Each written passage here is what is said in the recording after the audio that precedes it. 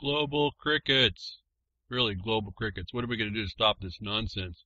It's not going to be crickets. It's not going to be the silence. It's not going to be feeling content. This is not my plan. This is the plan we were born into. And so we either accept that that's the way it is, or we ignore it, and it runs us down. It's that simple. And I just come here every week to try and show you there's things in the world you can be told of, you can be offended by, and you can take action on. A whole lot better than what I think we've been doing over the last 2 decades. Well, most of the people that listen to me have only been listening since the internet's been kind of coming on in the last, decade? Very few of us are really from 3 decades ago, maybe farther back than that rolled up our sleeves a bit. Really just offended how this thing has been rolling out, and it has been rolling out, which has been it's a self-evident proof once you finally really realize it. This is not a game, and they don't mean us well. They'll tell us that they mean us well, but they don't. And then I came on to this aspect of what, more than anything else, would allow us to understand how and what mechanism is being used. And that awareness allows us to then approach what the problem is that we see. In my mind, at least in my actions, in application, a whole lot better. And where we may have failed before, we have a different result today, but you're up against the innate, transparent crime against all of us. And so it's not so simple. It's not so easy. No war ever is. Thank you for tuning in today. This is BTWRLM261. For those of you on Prodcast, Recast, Pastcast over at UCY.tv, over at RLM, you hear it on the recast or the podcast there, on the replay, on the blogcaster. And again, all the people that are sending this out, in particular on YouTube, where I think we're being checked down over again by YouTube. You'd think about it. We're not being cut off. That's I told you. We'll see how long this is going to go. How we keep coming under the radar, if you will. Normalization of ignorance is out there to help us out. UCY has their things. RLM has theirs at YouTube. So we're still out there. And I don't know that anybody's really being monetized with all our content, but that's the finance. See, they think. I guess you maybe do or do not appreciate the fact that I, if you will, divorced money, if you can say it, divorced the financial aspect of this a long time ago. I knew going into it, the finances is how they control you. Your financial future would be how they control you. Even on a website like Minds.com where they're going to tokens, everyone thinks this blockchain is something that's cool. I'm telling you, it's the tool of control. In one way or another. And they're even going to that there. You would think it would be a non-dependent type platform. No, they're going to go into it. And they're going to force you to do certain things. And for those of you that I understand as I look at it, and I don't fully understand it, they haven't got back to me on how I'm not so unique no more, and they're going to fix the problem for me as a second-class citizen on Minds and not wanting to take on a monetary gain. The tokens still work, and your contributions by clicking and reminding. In fact, those of you on Minds and you listen to this after the fact on the podcast, jump over to the page, web page of Minds, and put remind. And you can get out where I can't. You can get the word out for me. While I cannot get much return now as interacting with the website to get bonuses to eventually start to promote the content even better. So I don't know, again, not having a phone now, the concentrated eval I told you a long time ago, what that thing is all about. It's now part of even the mindset of those supposed red pillars, those independent, those non-dependents, the alternative. No, it's not. It's all part of the psyop, and we all bought into it. And we're all kind of dependent on certain aspects. This broadcast is dependent at least on the interweb existence. What I'm asking you is be careful how much sticky stuff you get involved with. Maybe mimic yourself like the spider looking for a victim. So come behind the woodshed. I try to show you all the stuff that is out there for you to do, that you can do. We're not helpless. This is a fantastic tool, but it's going to take an integrated response. And here, one of these integrated response may not be happening. This is a very real chance right now, as I understand it, that freedomsnetwork.com, a little bitty social network for like minds, I suppose, or people that are coming together to try and work things out, it's going to go down. Last I heard, there was not very many, if any, if maybe one donation. And thank you for that one. For those of you that are interested in that, you better look at what it's going to cost Someone has to pay the server bills, and right now I think it's up around $360. And I saw one post that you're looking for a fancy bell and whistle about having some kind of a scale. I guess that's an incentive for people, but in 2 weeks or so, 2.5 weeks, that network goes down. And so if there's no contribution to the networks, they go down. And this is the other financial strain. Not only do you not get it, you're going to have to cough it up. So those of us that don't have more to do, even if you have a couple moths in the back of your pocket, that moth has some value. Kick it on over. It's not going to help you. If it isn't going to help you, kick it on over to a place that needs the help. So, a word to those that may want it and use it.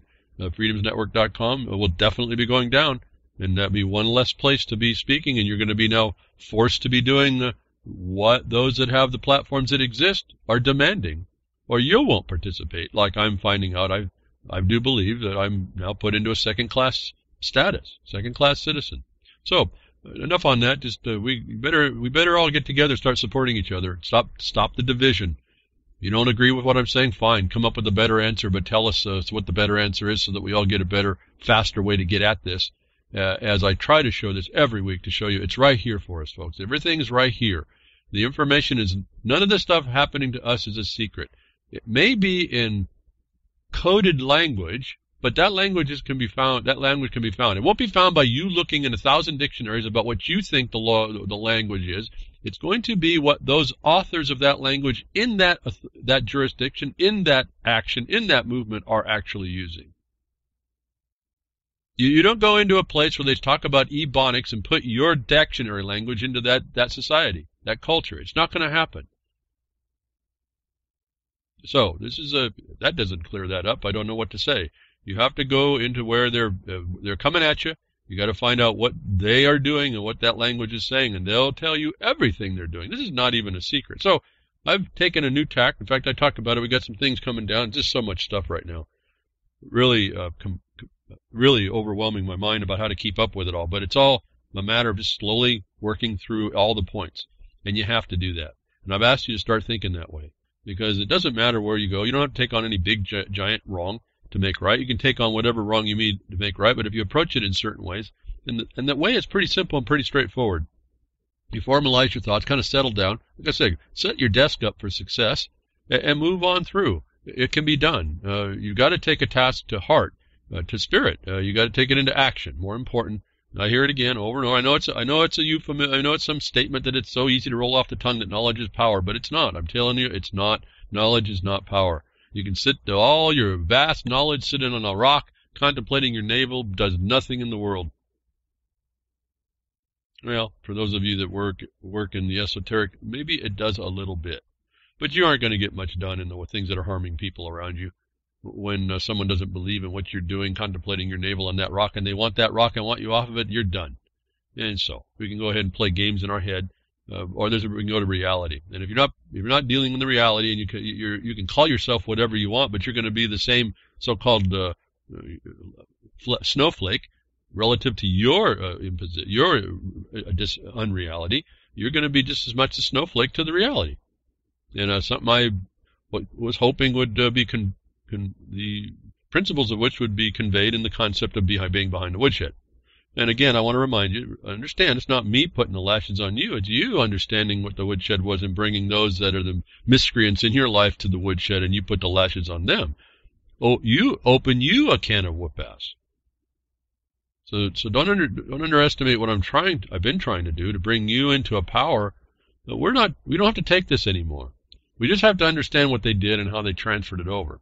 One of the big things that I just talk about, again, don't have the time to really cover it all, but it's how they affect us. It's how you're watching them destroy our quality of life underneath the banner of quality of life. I ran across this thing having to do with this vaccine issue. Now, some of you may not be interested in the vaccine issue, but some of you that are systems people, that are cause and effect type people, that are researcher type people to look for the real internal truth that's being convoluted, I think you all will be interested in this one. This captured me up a bit. I wish I had more time for it. I think someone's done a fabulous job to pull some things together with all the information that's available surrounding, in this case, aluminum, And they touch on lots of other things too, this guy does. I'm going to give him J.B. Handley. He's got a son, I think it says. He's got autism now. He's on a trek. He's on a quest. He wants to know what caused this. They want to know about the part the mother and the father played. They want to know what the part of the medicine, the industry plays, the profession plays. They want to know about this thing that their son has this problem. And he goes through a proof here that I was just, I'm asking you to do this stuff and whatever thing. If you go in and you really know the subject matter, you find out what it's about, and you start to come up with a better and more plausible activity than all the denial that goes on, all the experts that try to deny or try to disprove or whatever.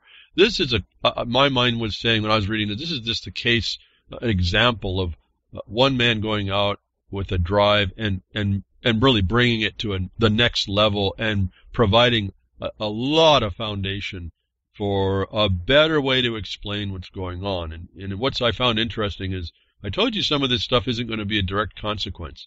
And he's showing we'll call it a theory. His theory of how this all works in these vaccines to harm people through the vaccine, through the aluminum, is really an interesting biologically supportable systemic condition. It operates in ways that are just now being understood. In fact, you'll see it. The science hasn't even been able to look at this. They didn't even know about these mechanisms since like 2006. It's the kind of thing I've been asking you to do with the wrongs against you. Stop listening to the noise and all the stuff you're told and really bore in and find the problem. And I don't want to raise the level too. I guess it gets a little off point. Remember I told you in the mining law and the miners and the grantees being violated by these laws that came down through a certain method and process. It wasn't, let's say, the moratorium against miners in Oregon that the Jefferson Mining District sued to enjoin. It was the leverage funding that popped up to give all that stuff life.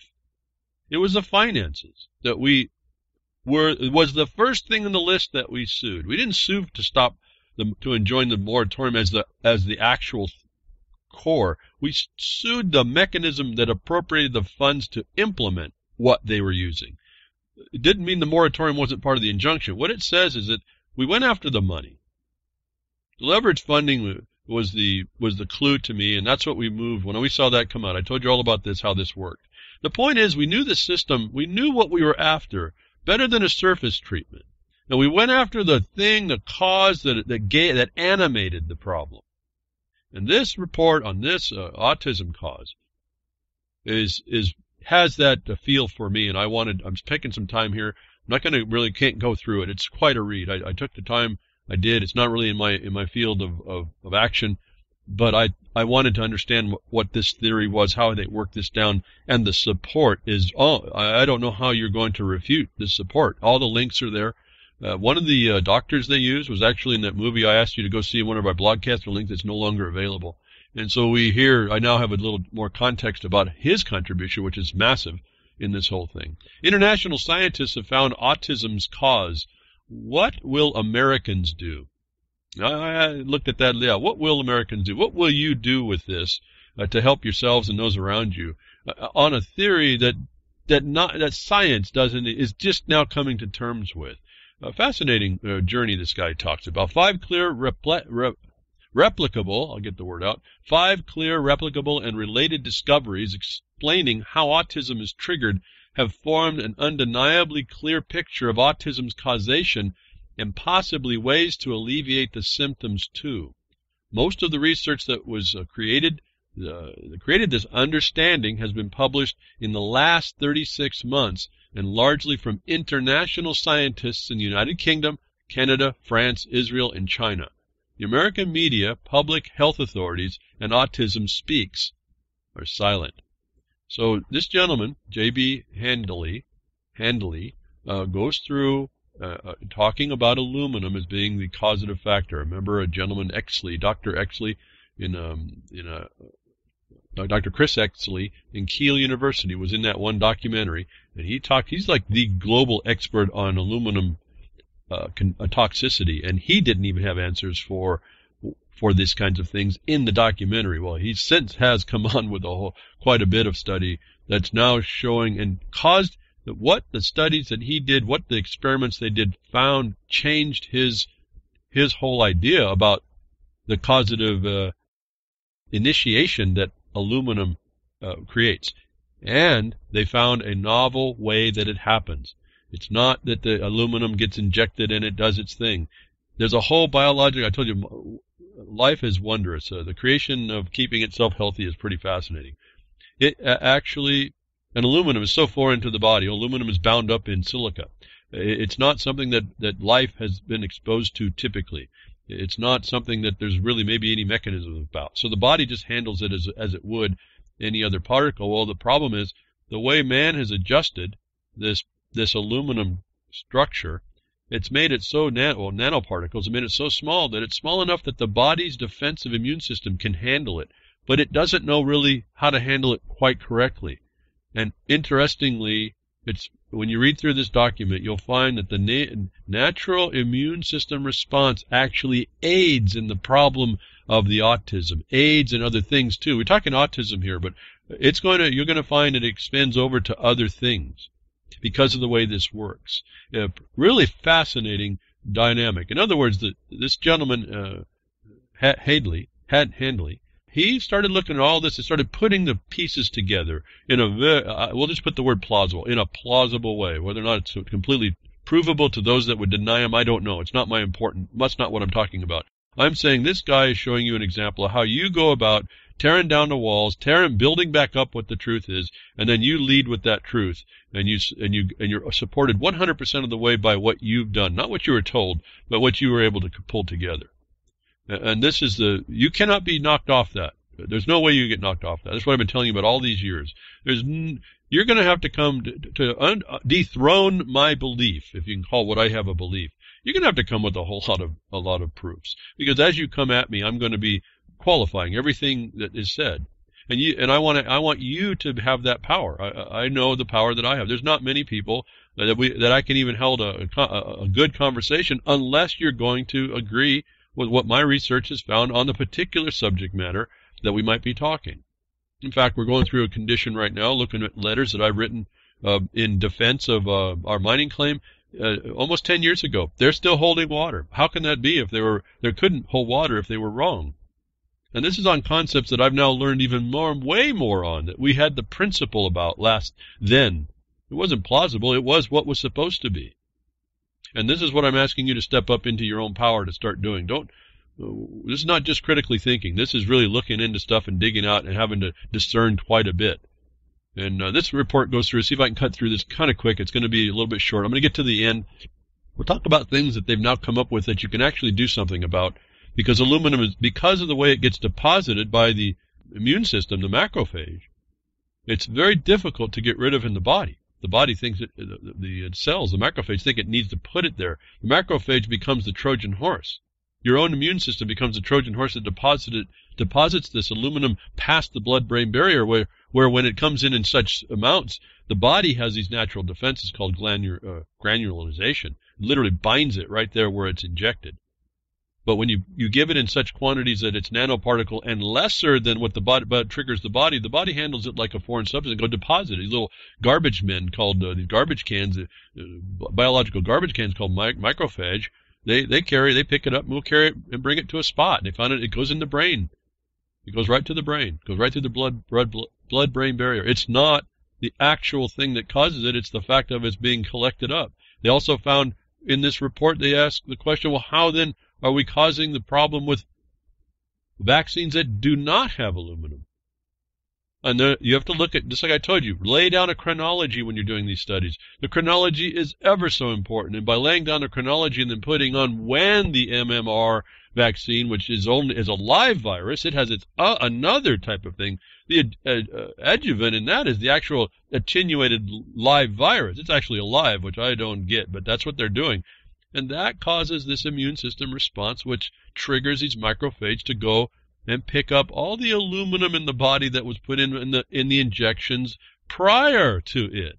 So it's been found to cause the triggering The immune system triggering is what the problem is. That if you didn't have this happening before, if it didn't trigger before, when you dump this live virus into a body that's full of these this aluminum from prior viruses, if you weren't genetically predisposed to have a problem, it will cause the mobilization of the macrophage to pick up a lot of the aluminum and deposit it anyway, as if it was an adjuvant. So there's I guess my point on all this is he has looked at this, he's set up all the information, he's laid it out to come up with a more plausible reason why something's going wrong than all the denials around him. And he's using authorities outside of himself to do so. Let me read some of this stuff here if I can go through. While the aluminum content in each of the 5 brains of the people in autism was shockingly high, it was the location of the aluminum in the brain which served as the standout observation. The new evidence strongly suggests that aluminum is entering the brain in an autism spectrum disorder via the pro-inflammatory cells which have become loaded up with aluminum in the blood or the lymph, much as has been demonstrated by monocytes at the injection sites of vaccines, including aluminum adjuvants. These monocytes are the macrophage. These are the little garbage can cells that eat up bad things and have a system of chemistry in it to destroy these bad things. Well, aluminum's not something that it actually knows to destroy by enzymatic action, so it goes deposits it somewhere. Again, a lot of this, maybe the information on exactly why or how may not be understood, but they know it does now happen. This is information that wasn't known. The connections between the immune system and the neural systems were not even thought to be connected. That in 2006, I think, Dr. Patterson, you'll hear all this in this article, identifies this connection that was never even known to exist. And this is what they start to pull all these men, it's brilliant people pulling this stuff together, not into being anti-vax, anti-this, anti-that, not anti-aluminum, not anything. Trying to say, what is this mechanism? And again, you may not be interested in this, but this is an example of anything that you would be interested in driving into to bring the truth out, the actual truth. And as I said that, my mind goes to Clint Richardson, just digs this stuff up and talks and writes and puts all this stuff together. And like I've suggested, he gets the thing dug out and he gets you the point. Now, what you're going to do with that and properly do with that might be a different point. But at least he goes in there to dig you up exactly how this stuff works in that small area. And all this stuff is a subject matter specific, so you can't get too broad unless you can do the research to actually extend it out. So this is what goes on in this. Again, I guess I'm really fascinated with this article. This guy pulled all this stuff together for you, all these links and things. Why is aluminum in vaccines? They explain it. It goes through the whole thing. It's point for point how this works. He actually points out what I told you before, the thimerosal. I said, don't forget about the mercury. If they got you focusing on that, that's not the cause. That's what's been happening. And he actually points out that even though the mercury can be seen as a toxicity, in the vaccine, it doesn't work as an adjuvant. It works as that antifungal preservative, it keeps the fungus down, antibacteria. It's functioned to be an adjuvant, so it's not a part of this system. And so looking at it that closely, he's actually able to cleave mercury from the problem. As I told you, don't integrate the thimerosal, because that's really not what's going on here. We have all these other things going on. Remember, I've done these broadcasts before. I'm also pretty satisfied with this study because he goes through and he kind of explains, confirms the things I've already told you. So you're going to find, those of you that have been listening long enough or can go back and find those broadcasts, you're going to find my statements very consistent with much more authoritative findings. All right, mine is just an observation of certain things based on certain conditions. This is for those of you that really want to get in and stop the nonsense of those people that will take a color of authority and literally harm others, harm you with it. And I've told you could have more than I don't want a vaccine in your mouth. When you start going after you show the causation of harm, and you then tie that to a liability. Well, here's the causation of harm. Are you going to sign and indemnify me against harm for you injecting this? If you do this, is a dangerous position because you're agreeing to take it. But if they won't, that's kind of a big indication, isn't it? And So you go, again, you don't just walk into a doctor's office and say that, you prep it, all right? So the point is that you still hearing that doctors won't indemnify anybody for their harm. Their action, not the vaccine immunity, but their action. You got to be setting back a bit. And as I tell you, read the data sheets. It'll tell you all you need to do in a nutshell. But this gives you the internal point of the mechanism of how the aluminum adjuvants, notwithstanding they're toxic, but not that they're toxic on their own, is there's a systemic system. There's an immunological, neurological system that gets invoked that becomes and triggers this causation. And I go on, and it's quite a bit of information. I don't know how I was going to deal with it, but let me go through a couple of discoveries, just entitled maybe the first paragraph. Hopefully give you some information on the different aspects of potentiality, if I can say that part, of how the causation begins. The first one in discovery that they think that he's done, I say think that he's done. I say take this and you reprove it. He says it's replicable. You become the scientist and reprove what he's done, and don't leave any stone unturned on any misinterpretations and holding out things that maybe not be. You do that study, that big study for him. You back it up if you're interested. To me, this is a big, interesting example for you to teach yourself how to do this as well. Number one discovery was maternal immune activation can cause autism. While Dr. Patterson, this is the one that makes the initial finding in 2006 between the immunological system and the neurological system, he finds that there's a triggering system, and it actually extends into the mother. And the whole point here will come down to the fact if you trigger the immune system, these macrophages will transport the aluminum to places that it will be a problem in your life, in someone's life, yours or your little ones or your friends' little ones or whoever. While Dr. Patterson's passing wasn't something I was aware of at the time, it was certainly recognized by the scientific community with an obituary. Dr. Patterson's research focused on the interaction between nervous and immune systems, a connection that was not universally acknowledged in the early days of neuroscience, explains his obituary. He became intrigued by I see these words, my mind says they're going to say it, and then it don't. Epidemiological. I'm going to stop there. Studies.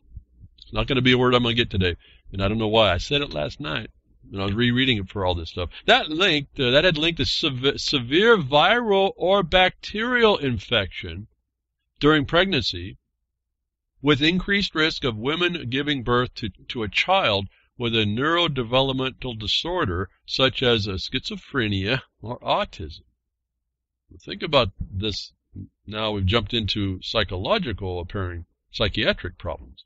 Patterson and his co-workers reproduced this human effect in mice using the viral mimic that triggers an infection-like immune response in the mother, producing in the offspring the core behavioral symptoms associated with autism and schizophrenia.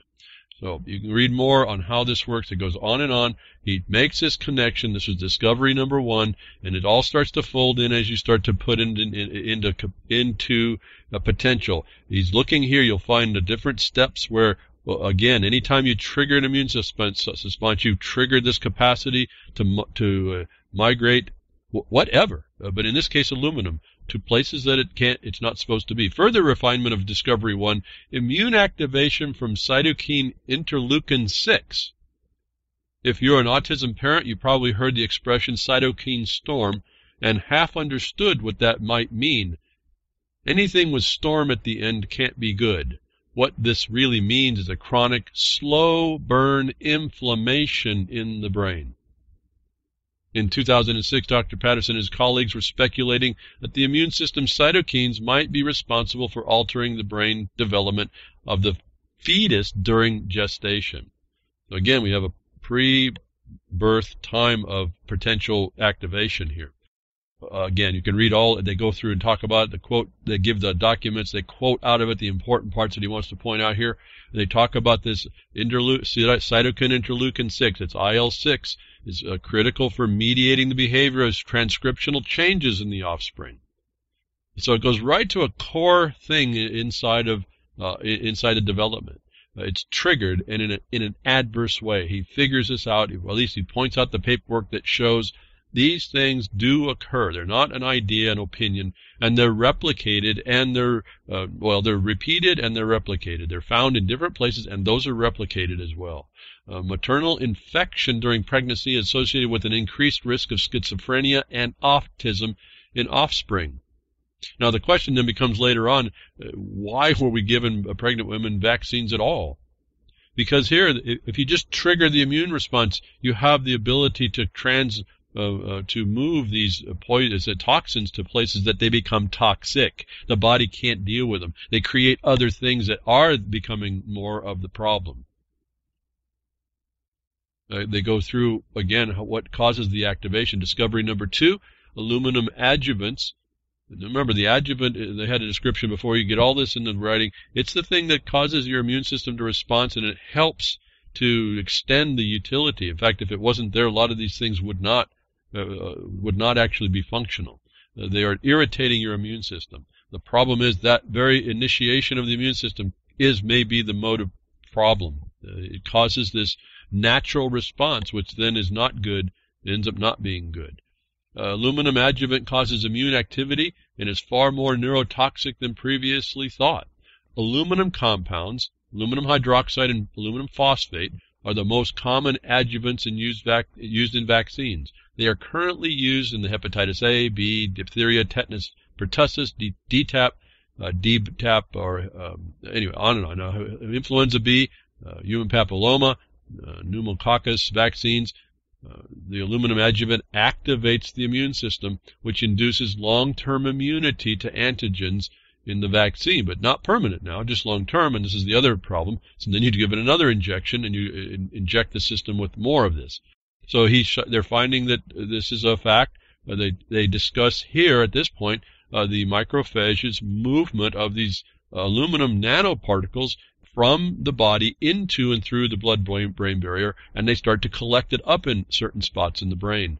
Again, I don't have the time to go through this. Again, it's a lot to read, but I think it's very valuable to read. They explain, it gives you in your mind more than, no, I'm not getting a vaccine because they're just no good. That tells you there's a mechanism. And I'm thinking if you understand the mechanism, you'll understand, like they point out, we got schizophrenia that's involved. You're going to find out as you read through this that more of these, like interleukin 6 causes other things that triggers other problems in other types of people.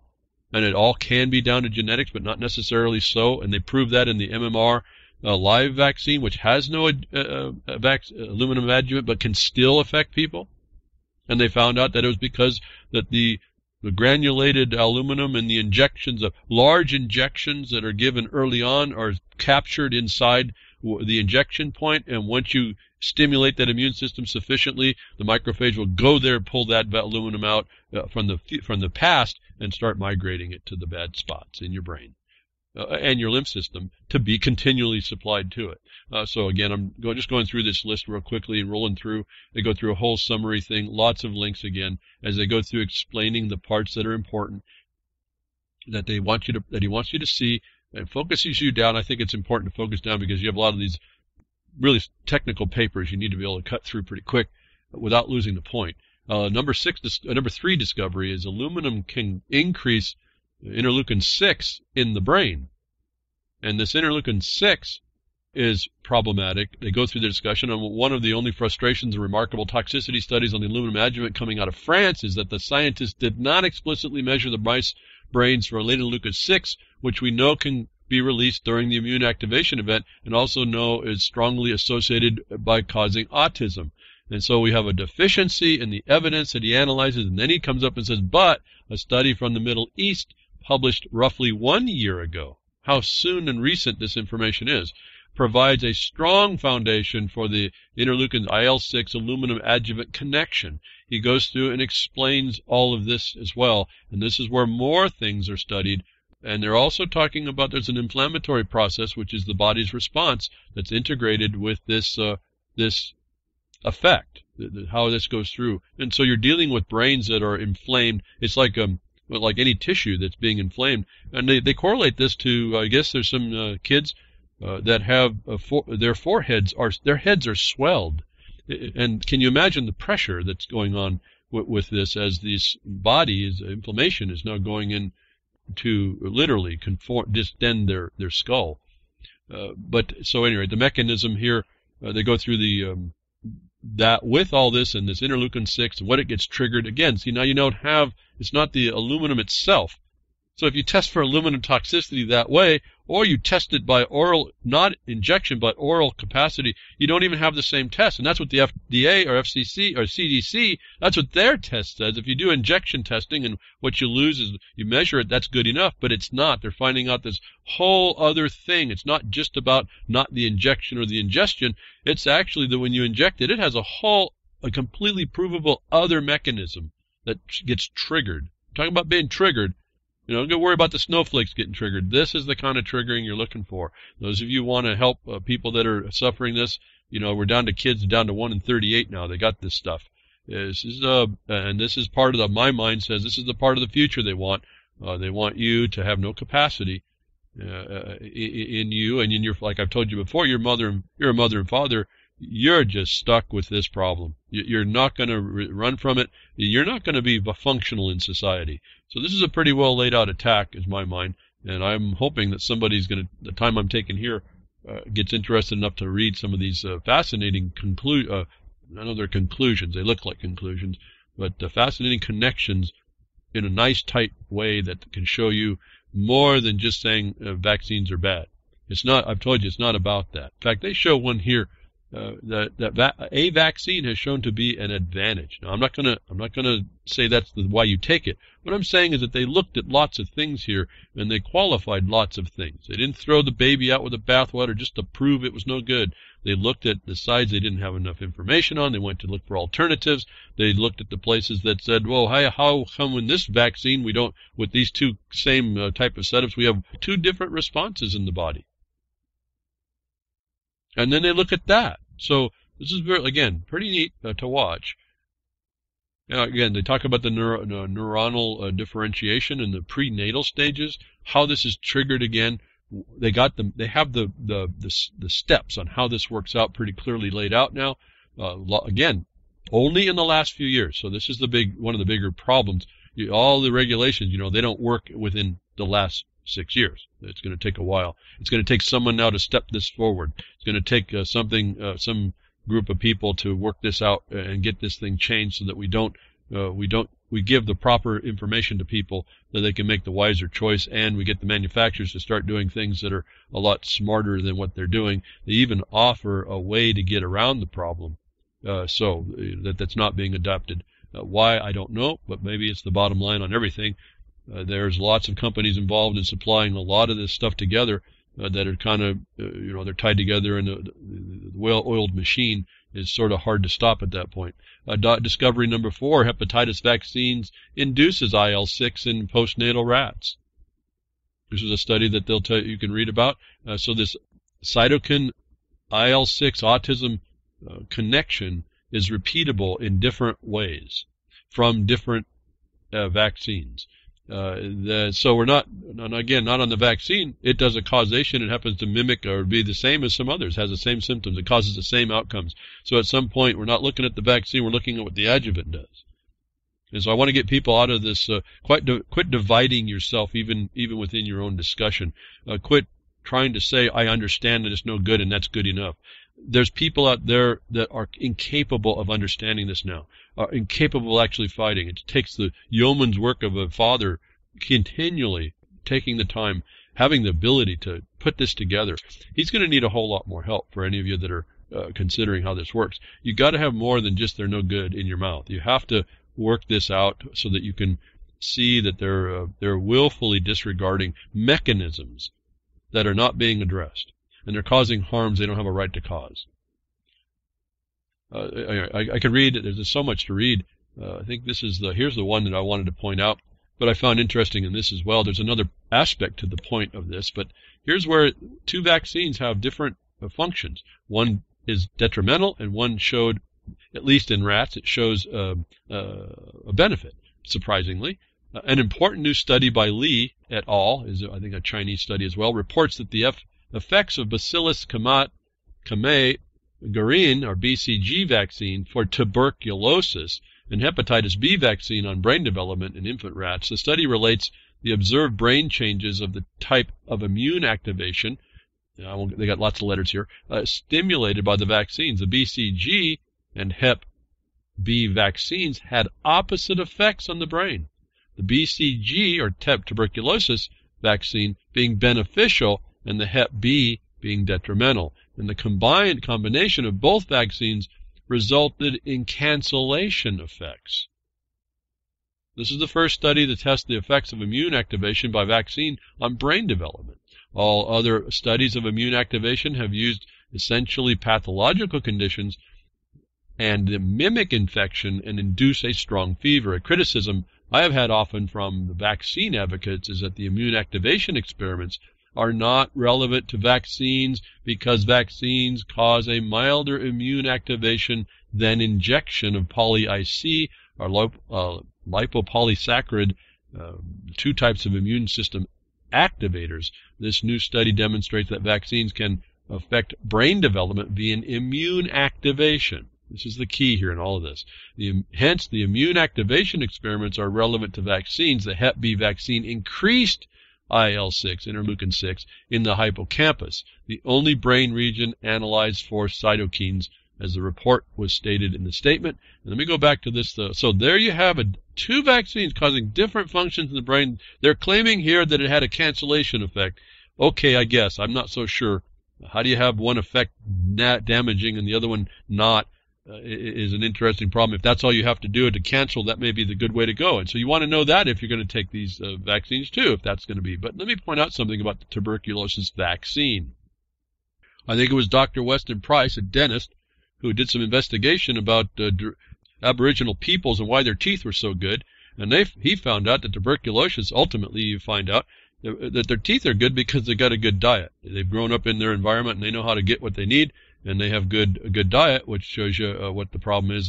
Everywhere else would have to so-called fluoride your water to keep your teeth good. Maybe it's your nutrition. But otherwise, he found out also, I believe it was, that there was a very low incidence of tuberculosis. In fact, it appears that tuberculosis is caused by lack of good nutrition. And so that kind of put a little damper on this thing about that this benefits the brain. But in fact, they say that it does benefit in a capacity. Don't know if it's any good. But I also knew that tuberculosis, in my reading and my experience, not that I've had it, but in my experience looking around and seeing how it happens, when you get to a place when your nutrition is good, there is no incidences of tuberculosis. And if there is going to be one, you can defeat it pretty quickly.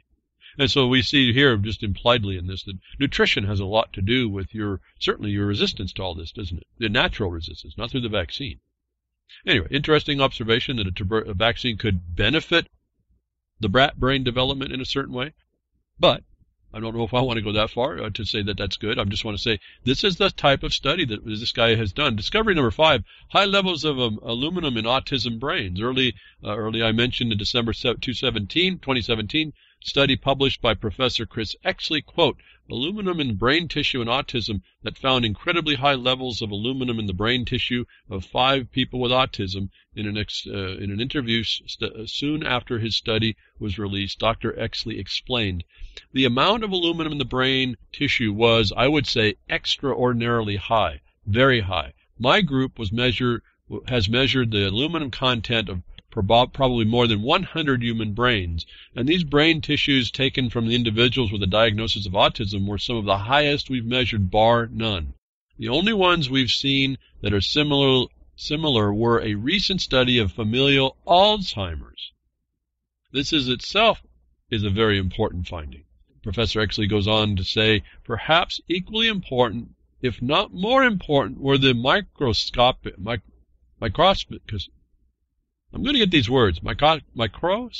studies. Microscopy studies enabled us to identify where the aluminum was in the brain. Maybe I got some aluminum in my brain.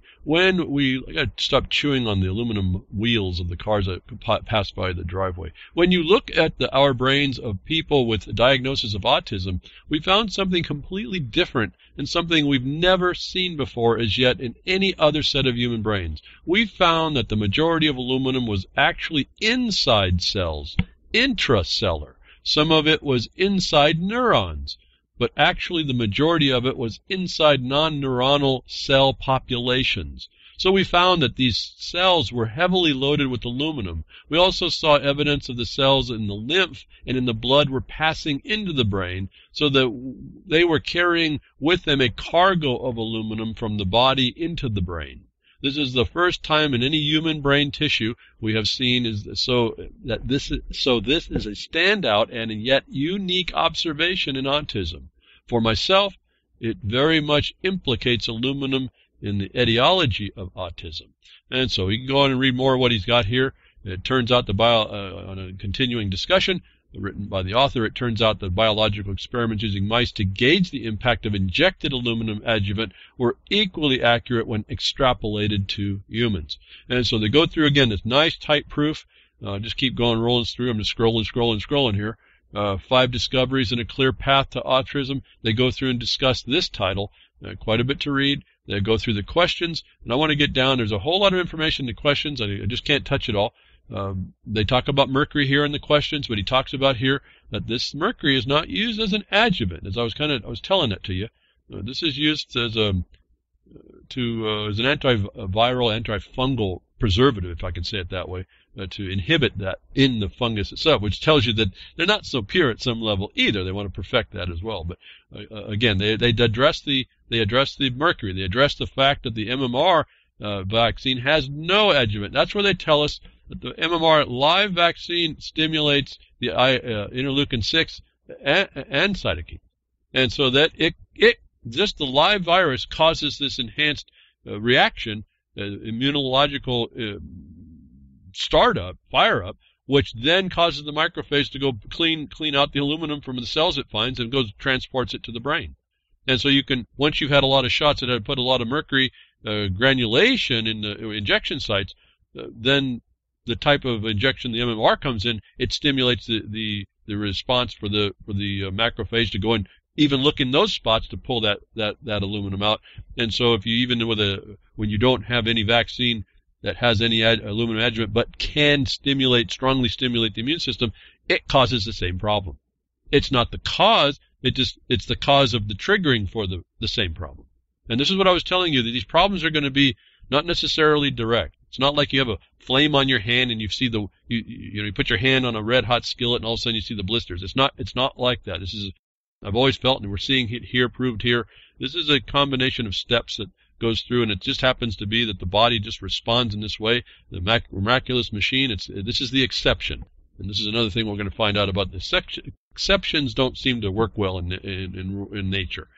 So we got to be careful about those. They go through and talk about how this invokes a macrophage chemoattractant protein. When this process happens, it causes the macrophage to go seek out these things. So these macrophages are they're programmed to do one thing, and they fulfill that program, and so they really aren't even to blame. It's just what they do, right? And I want you to tie that over to artificial intelligence. These computers, they just do what they're told. Simple little machine, but it can only do so much. And it goes on, and so they also now come to the end here. I'm going to get to the end of this part.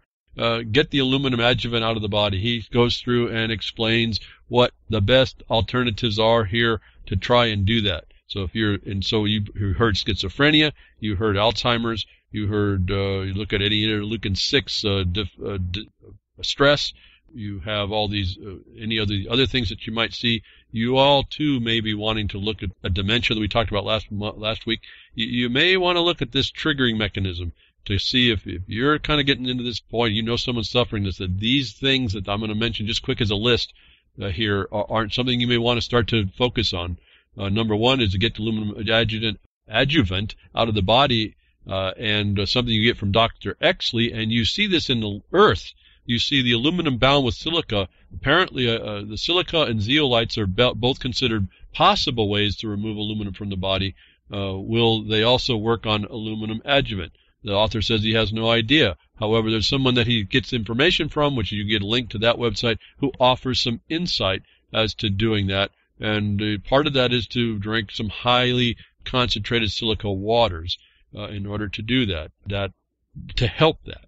Now, I don't know how that's going to get back to the blood-brain barrier. That's going to have to be an analysis. The point is that That's one of the suggestions. Consider ketogenics.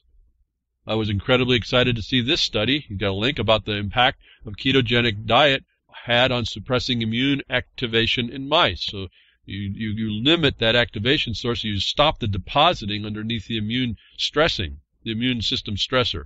Whatever that might be, whether that virus, bacteria, you just getting upset, whatever stress, it starts that stress. You can reduce that response by going to a ketogenic diet.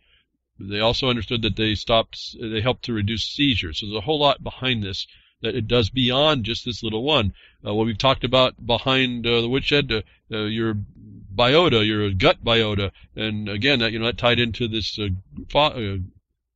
glyphosate stuff, where your gut, you got everything's in your gut. It reduces everything, it changes everything. It actually sends the signals in the lower intestine to the macrophage. Remember, we read all about, but it helped the microbiome. We know that aluminum adjuvant can contribute to gastrointestinal distress. So now that we have a negative feedback, just right here alone, I can tell you that in the first sentence. But how do you feel that gut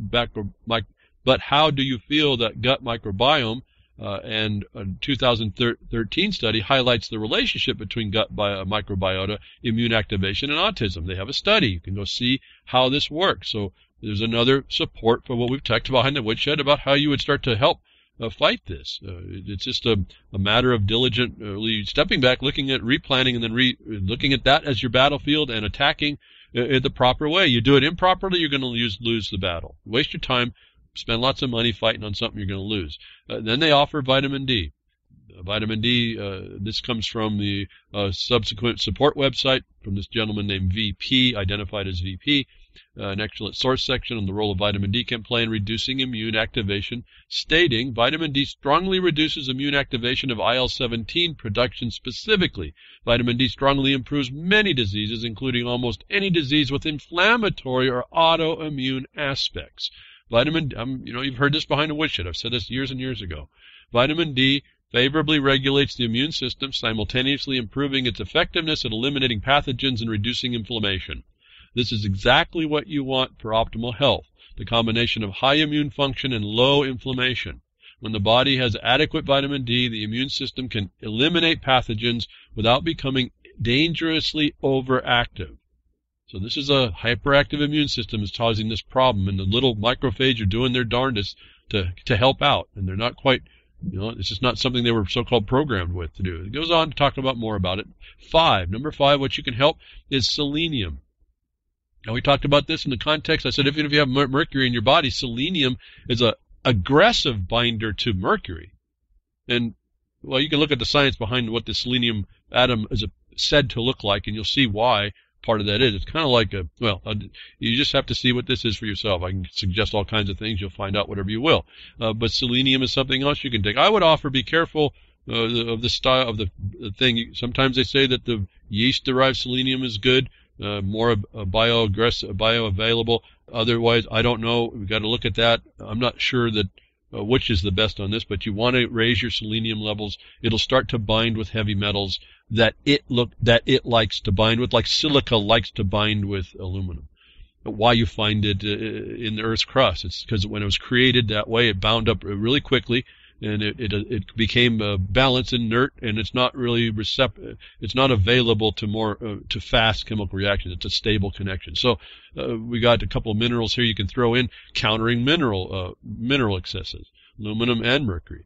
So that was the 5 things they do. I think I'll end it here. You can read more. I hope I didn't bore you to death. I hope I give you some insight. But this is my point on for you is this is a fascinating study. What this guy what the work this guy father did to try to understand. He's not completely they don't have it locked down, but he's certainly got now the pathway to start to understand this a lot better than has ever had before. One man doing this work to tie all this together. Could be you in any other aspect, any other field, or maybe in aid of this, and in taking this like the baton. I keep telling you, let me put the baton, I'll hand it to you, you run with it. Come to me with what you want to run down the track, what race you want to run. I'll see what I can do. I'll see what I can put together for you. And so let's move on now, more health things and how the government has it wrong, and the system of the government somehow I don't know why we've allowed it to be here and why we were crickets against it. I didn't know about it. I've been part of that too. It's not like I got the answer. We've allowed all this cockistocracy in every aspect to rise up around us. I guess we like sitting in the cockistocracy because that's all we have around us. So none of us turn around to try and wipe it off, get out and wipe it off of us and stop it and not have it happen. But these systems, and I now understand them as the consensus process. They don't necessarily come by this name, but you see them you seize them when you knows them when you seize them, folks. It's all about the Lieber Code when you come down to it. That this is the occupier coming in. You just have to notice it, and like I said, you got to stop it being transparent to you. These federal programs that came on, you always wonder why they're like the war on drugs makes drugs worse. Well, that's what they're there for. There's a whole business behind that, how that works. We see over and over and over how that's supposed to be, and none of us quite get it enough to put it together. That I can just suggest part of that was done for us in 2013 when we sued the Bar Association, the political parties, the function of the lawmaking process that interfered with foundational things in our nation, the United States of America. We identified this method that I see directly. What I would keep talking about some of this stuff in this war on drugs, and we saw the DARE program. We saw now that last week we heard they're pulling the pot down from being a gateway drug. Well, today, actually it was coming out. I couldn't get to it. It comes out right on the heels of that. 9 major studies revealed DARE program actually makes drug problem worse. And I wrote, I think, somewhere, that's the joke. Early on, they brought the DARE program on, and all I was hearing was, well, I wouldn't even know these drugs existed. In fact, those mushrooms look pretty neat. And so they were under the auspices of trying to fight the war. They're actually aiding. See, they make you familiar to things that you weren't really doing. That was only one of the criticisms. There was lots. But now apparently there's been 9 major studies that reveal this program did exactly what I always thought it was set up to do. Just say no, DARE, educational program. They're all there to expose you and desensitize you. And it's worked. And if we haven't seen that, I don't know what more to say. So but here's the study. You want to see it. You want to start tying together these so-called authoritas that make a statement in an official capacity, in a public comment, or to inform somebody, to make some law on you, make it legal for them to beat down on you. Here's the evidence that you can use to go help stop it. I say help because I don't know if we're going to stop some of this stuff. I just know this is the method that they use. It just happened to come a different way. It didn't look so obvious like I could show you consensus policy. But this is it's the non-intuitive condition of how they gain the power.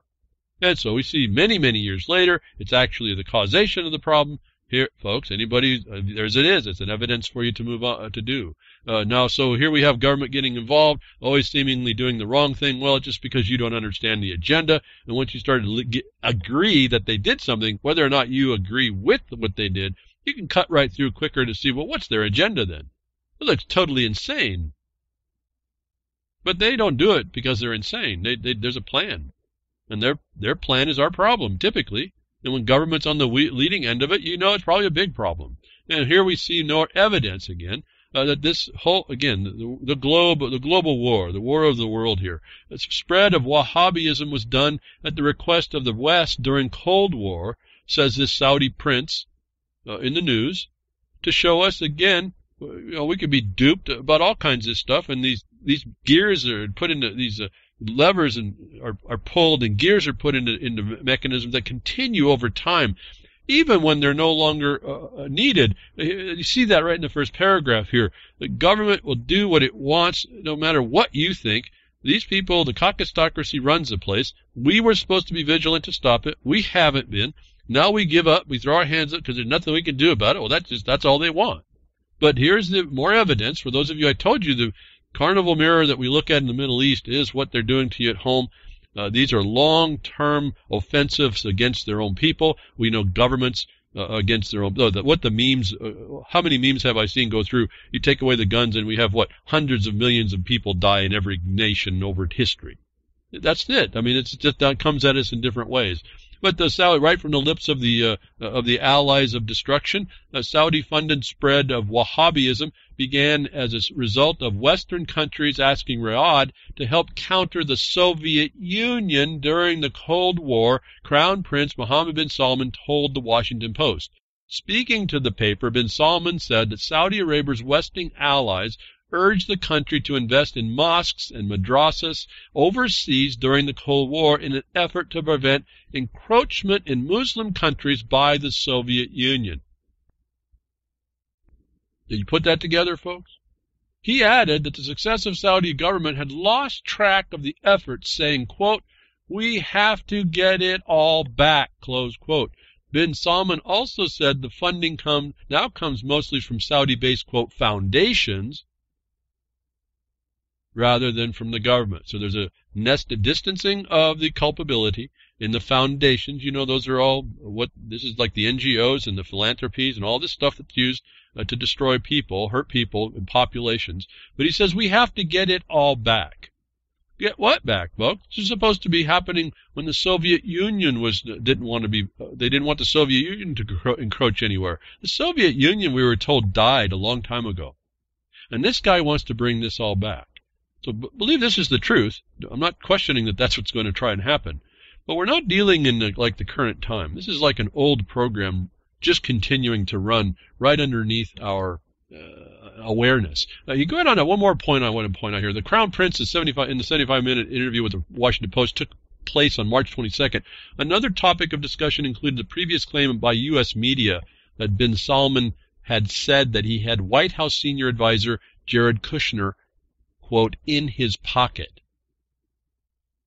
And he responds, he said it would be really insane for him to trade classified information with Kushner. Folks, these people are really insane. So, you got your answer. And he told it to you. But don't underestimate that this is happening on some entity that does no longer exist. And he just told you that this is what your life, this whole world is really running upon. And I'm going to tell you the ripples from that are everywhere. A lie is told and perpetrated, and they don't even care that the thing that started it disappeared. They're going to get it all back. And so, I would just contemplate that for a bit. I look at this stuff and it's like, man, we're just so screwed up on this. Oh, it's SCROOD for all you sensitive ears. We just don't quite see the mechanism. Leaked military documents expose the inner workings of Obama's drone wars. And I wanted to point out again, these are not good ideas that get fostered and encouraged. And no one, we're crickets to most all of it. And it's just, you see how this bad idea keeps broadening up. All these bad ideas from the past are being worked and fortified and focused and actually continue to implement, notwithstanding all the boogeymen of the past are gone. It's the future we want, and we're going to bring it all back. This is all what they tell us. What I've been telling you behind the woodshed that's on the agenda of what's going on. Drones are a tool. The old report. I just touch a base here for you, but drones are a tool, not a policy. The policy is assassination. While every president since Gerald Ford has upheld the executive order banning assassinations by the United States personnel, Congress has avoided legislating the issue or even defining the word assassination. So for those of you who want to talk about assassination, you're going to go into that jurisdiction. You're going to define assassination. It ain't going to happen because it's never been defined. The courts won't even support it. They'll go look at what you've given them the ability to now mess with the word. It's not going to be the way you say it. It's the way the one that's been given the authority to say it's going to define it. So your dictionary is useless here.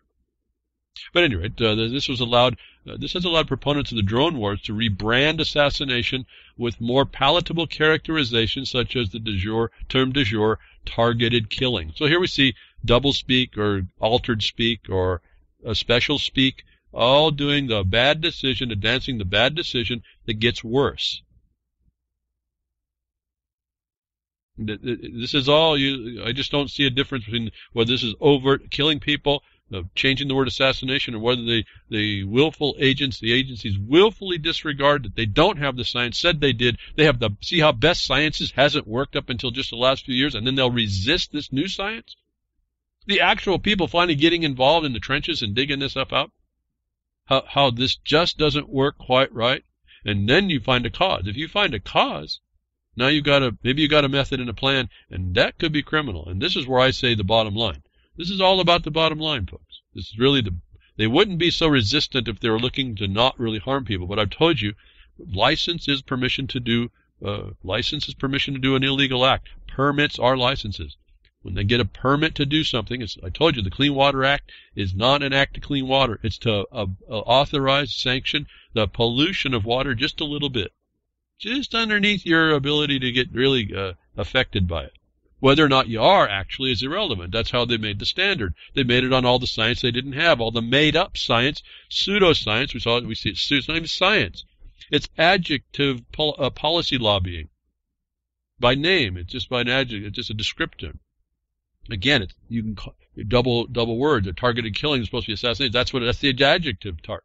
They describe something as a condition, but it's a lie. It's just a cover. What they're really doing is this political lobbying, and they're getting their way. They get the future they want because they're in the game and you're not. But whatever it is, and I think there's lots of ripple effects. You can cut their knees out in certain spots, and I think it starts to tailor this. And until we get more people doing that, what I'm saying is like invisible to everybody. You can't see. It's ludicrous what I say at some point. You think I'm a nut because there's nothing going on. Well, it is going on, but it's not such a pervasive thing.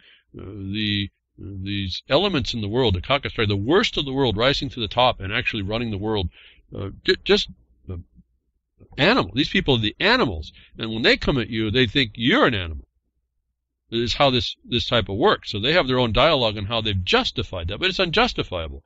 Justified only because I, whatever we do, let it happen and don't argue and don't make a formidable response. Well, we have our opinions, but we don't do more than clack, clack, clack on the keyboard. We don't pull ourselves together in the powers that we have in order to pull this off. We see those in the worst of the world getting away with all kinds of things. And now we're still in the Middle East here about a bad, this is supposed to keep Russia, the Soviet Union out of the Muslim world. And what do we do with that? We invoke this thing called Israel. And it's like totally unaccountable. I don't know if anybody's noticed it. It's totally unaccountable. Well, isn't that predictable underneath the NDAA? Indefinite detention. You're all a criminal globally. We're all extrajudicial. Now, they created so-called judiciary, but it's under the military thing. And then you get treated underneath that. It's the model that you don't understand you're underneath everywhere, essentially. Palestinian girls sexually harassed during interrogations, lawyer says. Well, okay, yeah, we hear that all the time. See how desensitized you get? 17-year-old Palestinian resistant figure Ahed-Tamimi was sexually harassed by an Israeli, not an Israelite, an Israeli interrogator during detention. The girl's lawyer has alleged. The minor, then age 16, was arrested in December after slapping the Israeli soldiers who refused to leave her family's property during a demonstration in occupied West Bank. She accepted a plea deal of 8 months in prison last week in a closed military court. Now they go on to talk more about this inappropriate conduct and all that stuff. Do we hear an outcry, a functional outcry about this? Well, yeah, a lot of us are twittering, oh, hey, this is not right, stop it. But is there a real functional response? Absolutely not. The people that are doing this are actually the animals. Who does this to people anymore? But these people are doing it because these people that are doing it in the military consequence think that anybody else is a lesser. Okay? They don't see this girl, now 17, young woman, as anything but a lesser animal, when in fact the brutality is coming from the animal that no one wants to call out, the Israeli soldier, having nothing but an occupation. And what's that from? It's from this bad planning that has an agenda. It's bad for us. It's perfect for what the planners have been doing to try and keep the Soviet Union out of the Muslim world. That's one thread. That's not even all of them. Okay, that's just this week was the ludicrousness of this continuing. This king, supposed king, wants to use that old objective, long since gone, to continue to justify killing people and destroying their lives and their worlds and their cultures and their traditions and their lands and all this other stuff. Another position here. Don't hear an outcry. Journalist succumbs to his wounds after being shot by Israeli sniper. Not an Israelite, an Israeli sniper. Gazan video journalist and photographer Yusar Murtaja killed by Israeli snipers despite wearing a vest marked press while covering the march, the Great March of Return on April 6th. 2018. Now, I won't go through this whole thing. I want to point out something. It kind of it struck me a bit. First of all, we know there's a war against journalism and journalists. And you don't want to, and you certainly, if you're a debased army, you're going to take care of anybody who's going to speak out against your position. That would be the press. And that's what you're seeing all day. That's why the whistleblowers seem to have trouble now. The world is really under a bad thing. But I noticed something about, they talk about he was shot despite wearing a vest named Press. He was wearing that vest, but where he was shot was very interesting. He wasn't shot at the vest. He was shot where he was vulnerable, just to the side and below the vest. That takes a very good marksman and someone intending to do that. So we're seeing this intentional murder that goes on with a group of soldiers, a supposed group of people that want to call themselves a state, that are internationally known as occupiers, that are not accountable. And they're killing people. They're killing the people that would tell us what's going on, underneath a plan that's been going on to keep out to keep out the Soviet Union, underneath a plan that wants to expand the plan for Israel, which was just an imposition by the UK and America and the United States.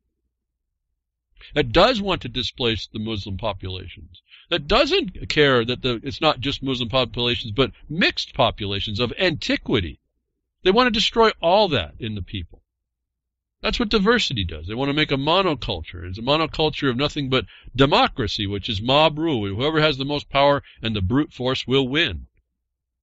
So another thing, I was taken a bit by the targeted shot on this guy was in a place that his vest wasn't. And I don't think that was an accident. And that just shows the premeditation here, which is the quality of these types of mentalities that are in the world that will look to say they have a defensive position to take. Their security is only the thing that's important, and their security is the only thing that you see. And it may be to your detriment, and it will most likely will. And if you don't think that's the case, I've been telling you the microcosm or the mirror, carnival mirror of the Middle East is happening in the United States, right underneath your nose. All the earmarks have been here for now over a decade. Been talking to you about it for almost a decade. Since I've been broadcasting, and here it comes. I've been telling you this stuff, and now we see the proof of it. Supreme Court shields a police officer from being sued for shooting a woman in her front yard. If you don't think the military, the cops, are the Israeli just shooting wantonly people they want silence, abusing people in their care in a condition that's military and not in a public and not for anybody's benefit, not for justice. If you didn't think it's over here in the United States, here's the Supreme Court decision. I've been telling you it was coming. It's now the fact. We're not getting around with this one. The Supreme Court on Monday shielded a police officer from being sued for shooting an Arizona woman in her front yard, once again making it harder to bring legal action against officers who use excessive force, even against an innocent person. Well, they didn't say it was excessive force. This is the problem. If you show any threat now, at all, what did I tell you the magic words do? The magic words, I fear for my life, are enough. I said earlier, it will be enough to have you dead. Now it is. It's the fact. All they have to do is say that. The Supreme Court's given that license. If you don't think we're in a serious moment now. Now they do point out that she had a knife, but apparently in the facts of it, she wasn't actually threatening any of the officers, and we get a little bit of the proof of this in the opinion of the dissenting justices. Supreme Justice Sonia Sotomayor, and again, I'm not really giving any. I think all these people are criminals, but they're the only witness that we have. I'm going to have to use what they're saying. I'm going to have to take that with authority, and because I think it gives us a point of departure on how we're going to have to start looking at this. Justices Sotomayor and Ruth Bader Ginsburg said in the dissent, the victim did not threaten the police or a friend who was standing by. Why'd they say that? Because that's what, under a felony killing, that's what it requires, that you're going to threaten someone, the life of somebody, or injure them seriously. That's the use of force continuum. Why they said that. Why they even say that is because there's a standard for it. The decision, again, so if you're not reading these things to understand why they say what they do, and in context of what the standard is that they're supposed to be actually pushing forward or keeping, you miss what I'm talking. I guess you miss what I'm saying. You have to start identifying in all of these subject matters that you might be individually looking at particularly. You have to find the standards within the context of the discussion. Here they say they give you two right there, but they go on. The decision, quote, the quote, decision is not just wrong on law, it also sends an alarming signal to law officers, and the public. It tells officers that they can shoot first and think later. Just what I warned you was going to happen. You can't even be innocent, folks. It's just the problem.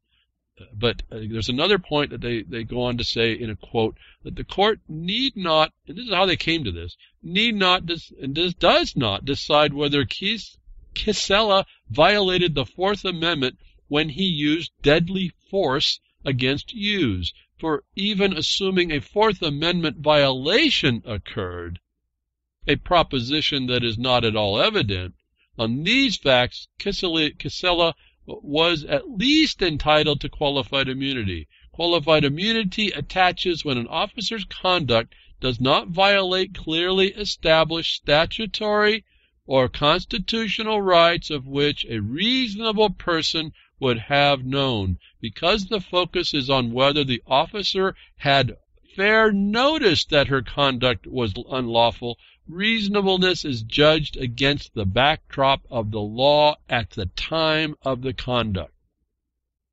Now, this is exactly what I told you before. I was asking some of you to step up in every place that you live, every jurisdiction, every county in this area, in this country.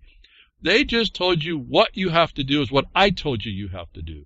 Qualified immunity attaches when an official's conduct does not violate clearly established statutory constitutional rights, of which a reasonable person would have known. So I've told you what, folks?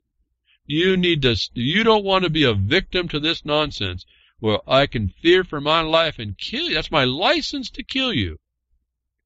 You better go down to where the policy is made. Remember, statutory or constitutional, the statutory side's only policy in every state. It's not law. You go to that policy or the local sheriff or cop's policy manual, and you make it unlawful for them to treat you like this. Otherwise, this is going to be your future. Now, it's now law, folks. This terrifies me a bit. How do you protect against some lunatic, some fourth D-grade mentality that has a chip on his shoulder, who may be on steroids as well, who don't like what you look to begin with, who is afraid of things flashing, and he'll see a flash out of the glint of his own glasses to shoot you as an excuse and say he feared for his life. It is not a good day for us. It's the day that I said would come, but listen. It's just a matter. There's so many of us that it's not going to look like they're culling the herd. But this should be a call to arms about how I told you solve this stuff. You have to get it written down. This occupying force is limited by the black and white that's written. Why you can't disregard what's written in black and white. It's the only objective basis we now have. Here's the proof. Moving on a little bit from that, in response to this, ahead of that, right after it, this happened like a week ago, someone named Scott Horton from the Scott Horton Show, which I do not know, I do not listen to him, don't even know what's going on, made it came through the Twitter. I always get dismayed a bit about what all these people that say something aren't saying. People aren't saying anything. They aren't telling you anything. They talk a lot, but not really say a whole lot. And I try not. I talk a lot, but I'm hoping I'm telling you a lot. His response was, Supreme Court rules law does not apply to law enforcement ever. They may murder your mom if they effing feel like it. All right, that's how his response to that was. What have I been telling you? Expect this. It's not a surprise to me. He comes out, he's got a show, he's telling people, now he's upset. But see, he's not telling us why. He's not giving us what the response is. He's just upset by it. It just violates his senses, and probably rightfully so. I don't even want to criticize that part. It's not really a judgment against anybody. It's our response to this stuff. That response is not what's going to help us. And I responded to that. I don't even know if it's going to do any good. He never responds to me to tell me to even go to Hades. None of it. Nobody responds to this stuff. I asked this in my Twitter. Not sure what the dismay is at the Scott Horton Show. How many years have I said on my broadcast? And all of you all that have been listening to me can attest to this, that's been listening. How many times have I said that there will be a day when innocent people will not be able to surrender and be shot for no good reason by cops which will be protected. And I ask why? And what's the answer, folks? One very plausible, probable, likely proof is you live in an occupied territory, and hashtag it is written. Now, I've been telling you this stuff. I've given you two sources for the reason. There's actually three sources for the reason why this is. Why are people surprised, and why do they use language that has no purpose, effing? I try not to use a language that has no actual, in this case has nothing, it doesn't contribute anything.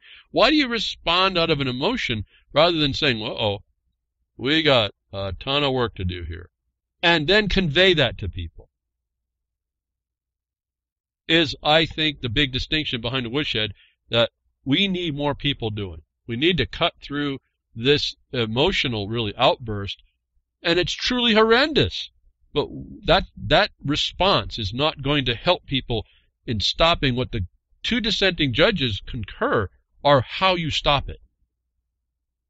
So I'm offering in the context of this news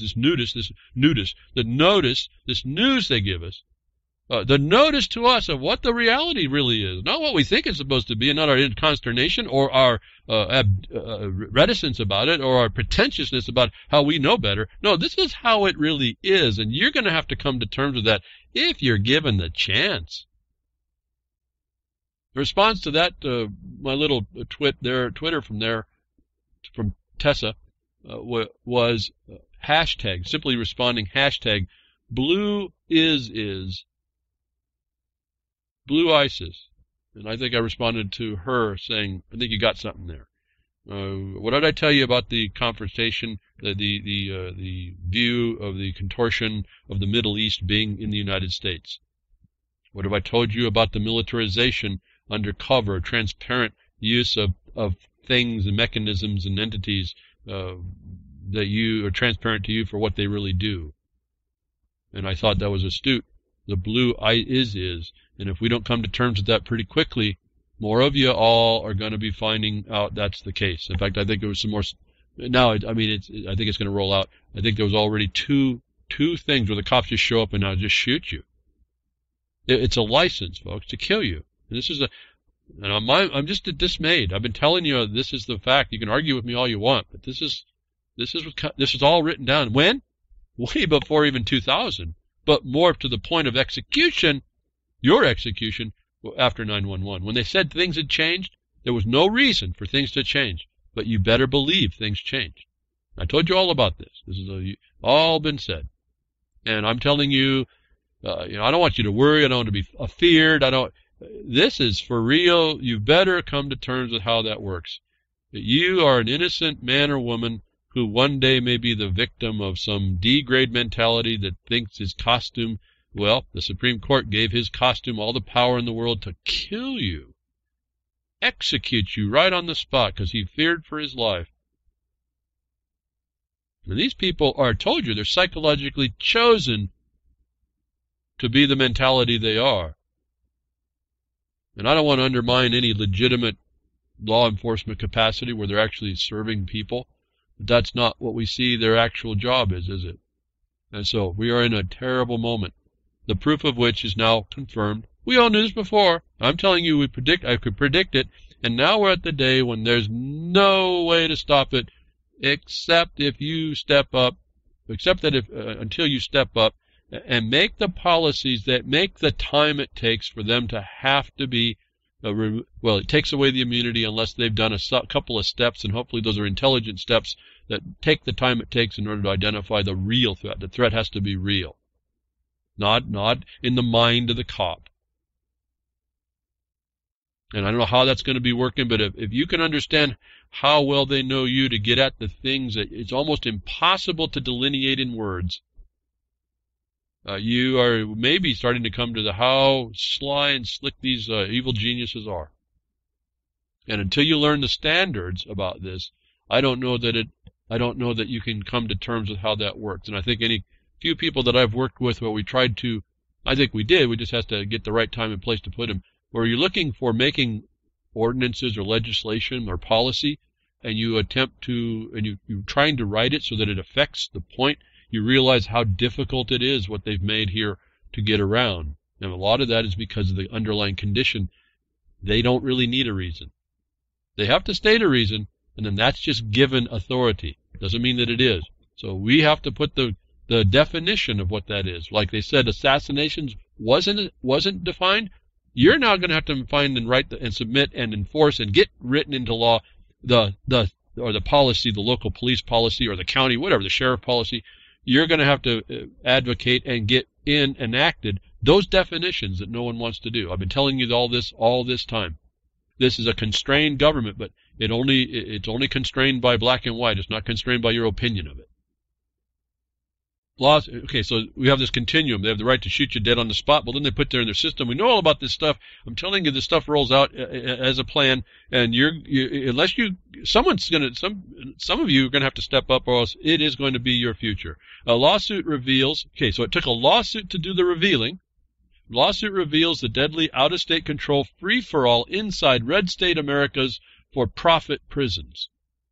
The Management and Training Corporation operates 2 federal prisons and 20 more state and local prisons around America. Previously, it has been censured by Arizona for its role in the deadly prison riots. Now the ACLU and the Southern Poverty Law Center are suing the state of Mississippi over the violence, neglect, and rampant human rights abuses. That's international. Human rights abuses of Management and Training East Mississippi's correctional facility near Meriden in Lauderdale County. Now, we could read on and on. The point is, you see right there, it took a lawsuit to start getting this out, so you got to be in position to have standing to get the lawsuit. You also see that there are rampant human rights abuses, talking internationally. That's exactly why that kid wasn't going to be extradited to America, as a British court found are inhumane conditions in prison. How does that help you? Well, that gives you at least some foundation to start, for those of you that want to have a better future and not run it into the big American open-air prison, and then you have your special place in it that they put you because of all this license they have. You then move into the humane, so-called humane side, you animal, and you say, and you get now the proof.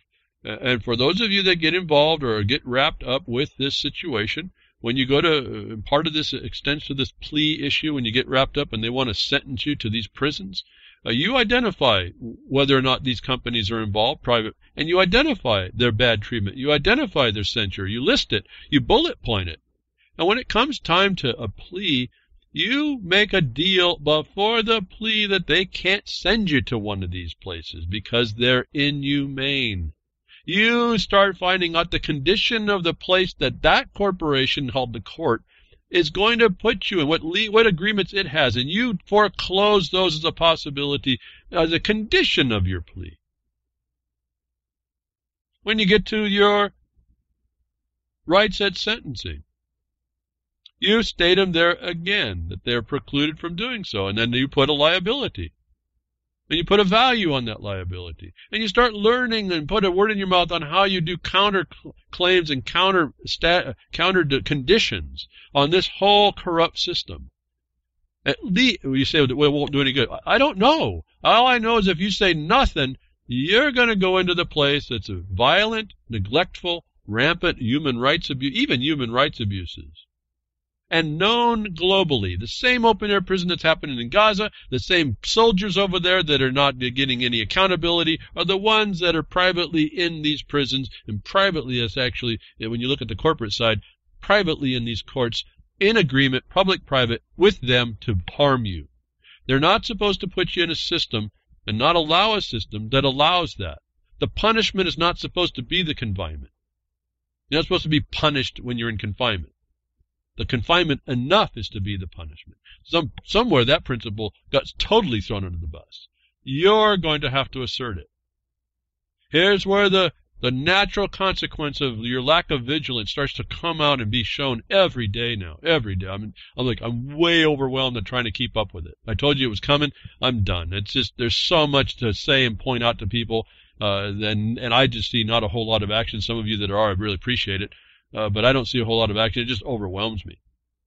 That's one of my problems I notice. I can take on quite a bit, but when it all comes at once and I start to analyze it, there's so much analysis that has to go to keep straight. You got to keep it all straight. to work it through. It's like I start running out of RAM. I start having to run on my hard drive speed. It slows things down a lot. I can work it through, but man, it sure starts to take a long time by myself. Where if we had lots of people doing this, it's much easier to fly through this stuff if you understand the basic foundation. And if you don't, you're going to be a victim to all this stuff. We got all the proof we need to go after these people and stop the nonsense against us that's been brought up around us, all by the processes I've told you, and we do nothing. And then we complain. And I don't get that part either. And they keep encroaching. They keep encroaching. Why? They're an occupying force. They're an occupying system. They're not de jure at all. They're not. And if they were, you're not holding them to that level either. And so they make these encroachments, very serious threats against us. And I hear crickets. And then we come after it, and we go after the wrong things. I've been trying to show us. Let's go after it a little bit better. A very serious thing popped up that I didn't understand why. I think it's super serious. I don't know if anybody are more knowledgeable about this, what little bit I could look at. I think you folks in the Second Amendment condition, when you have an occupier taking away stealthily and over time, taking away all your ability to defend yourself, all your ability, even in the ultimate action. The Second Amendment is really has been underneath an attack, but the way they're doing it's very, very interesting.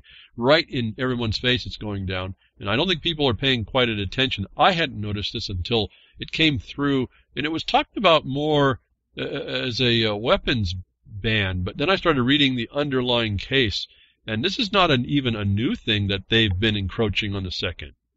And so this brings up a very serious thing. What the occupying force really is taking you to task, and you aren't seeing it. No one's stepping up and starting to be an affront and give the factual statement that precludes these people in these villages, whatever you call them, and these government and these courts, that you take away their power. No one's speaking in this regard. They're handing this whole thing over to you. So if you have an idea about this so-called Second Amendment, you think you can protect it, or you think that there's a law to protect it, I'm going to tell you I just ran across some stuff that has me really, really concerned.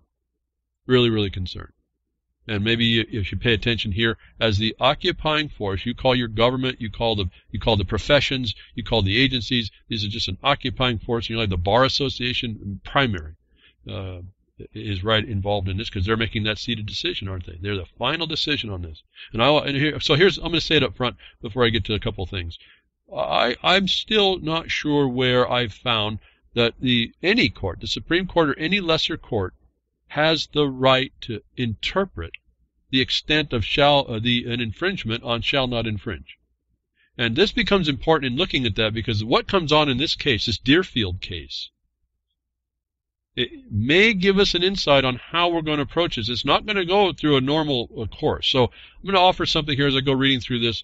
But again, as I show you, you look at the battlefield, you may have to pick a remedy that's not so direct to get what you want on a new theory. In other words, like we're doing the vaccine thing up front. You get all the facts, you get all the cases, and you pull it together. You start making sense of it yourself. You aren't limited by what's out. You are confined possibly to the battlefield that's been played, but your interpretation is not confined to that. And it may give you a clearer path than ever been brought forward that really is the untwisted form that we're all looking for. You may be the one that pulls that out. Deerfield bans assault weapons and high-capacity magazines. Now, they're getting a lot of traction on this definition of assault weapon. That has to be addressed. High-capacity magazines is a number. I'm not going to even talk about that, because the bottom line is whether I call it an assault weapon and it's not or isn't, or the capacity of the magazine, what are they just allowed to have happen, but you are now banned. And we talked about some of this. You have like 60 days, or you're going to be a felon and have your stuff taken. You are being divested of your right to exercise the Second Amendment. And what happened in this case was a bit terrifying. That it was done by silence on the part of the Supreme Court. Owners of assault weapons living in northern suburban Deerfield have until June 13th to remove the firearms within village limits or face daily fines after the ban was approved Monday night. The village board of trustees unanimously approved a ban. A ban, folks, on certain types of assault weapons and high-capacity magazines, amending the 2013 ordinance that regulated the storage of those items. The new ordinance prohibits the possession, sale, and manufacture of certain types of assault weapons, large-capacity magazines within the village according to the ordinance.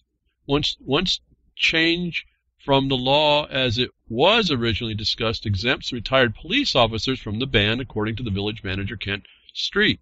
That's enough. You're talking about penalties and all this. Why would the retired police officers get an exemption? I just told you before. You live under an occupying force. They're the soldiers. All their soldiers and their trained people get exempted. There's a definition, there's a proof of it right there, whether you want to recognize it or not.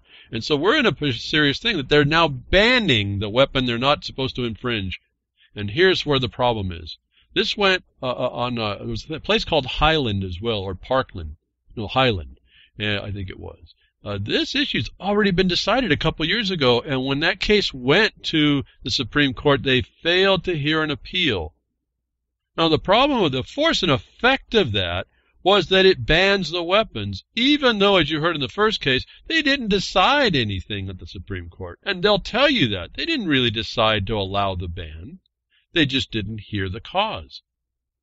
Well, I've got a problem with that, because it's the force and effect of the failure to actually take to task the constitutional infringement that shall not be was what? Aiding and abetting the prohibition, the ban, that shall not be infringed.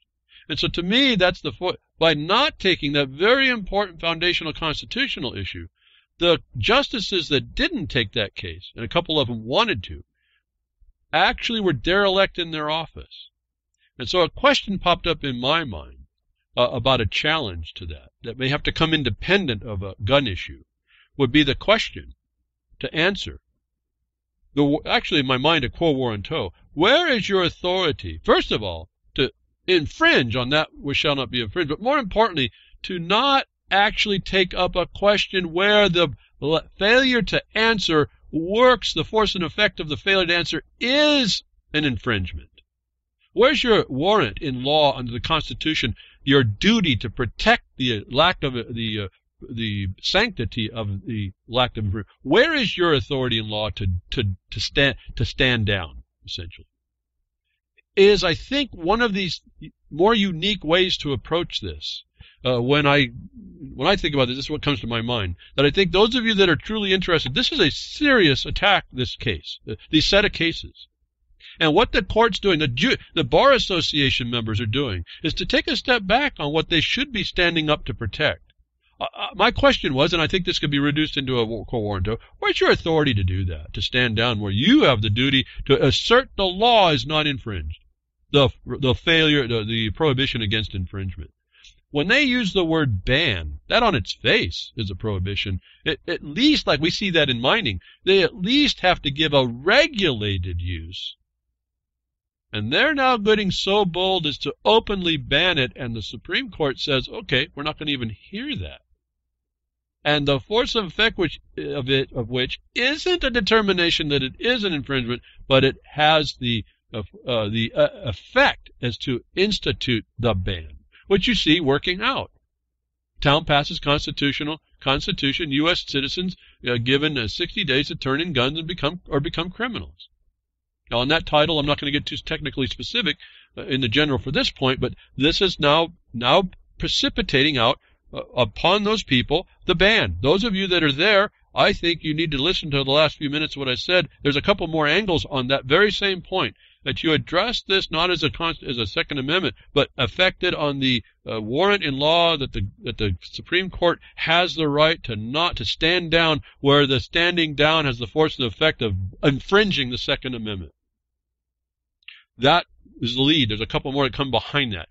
That you start to look at how you're going to manipulate those that are manipulating you, and they're silent. If you don't think that silence is consent and success, you just saw it right there.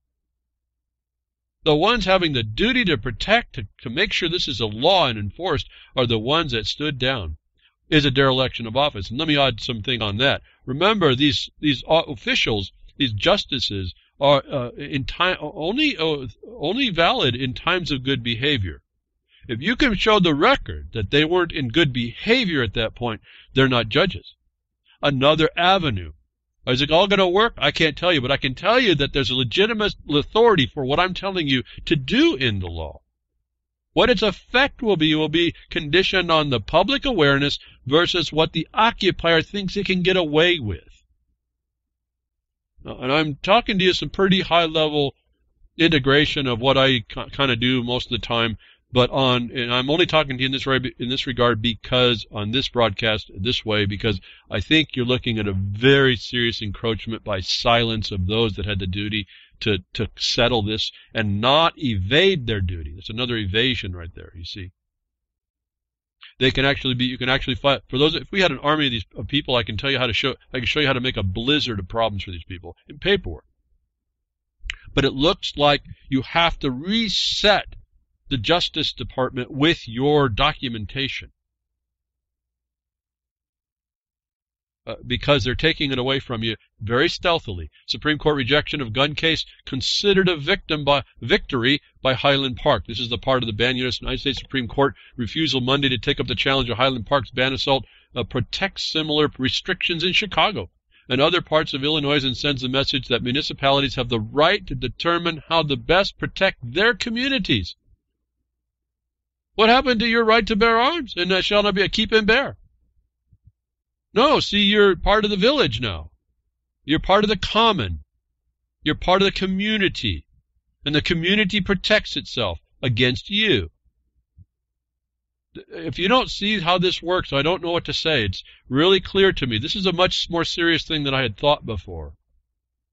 I see a little article, a little part of this paragraph. The lack of action was a blow to the National Rifle Association and pro-gun advocates. The National Rifle Association is an association. It's not there to protect your rights. It's not going to do what you need to do. It's an agenda-driven consensus group. I don't know why anybody hasn't seen this. I know some of you know that.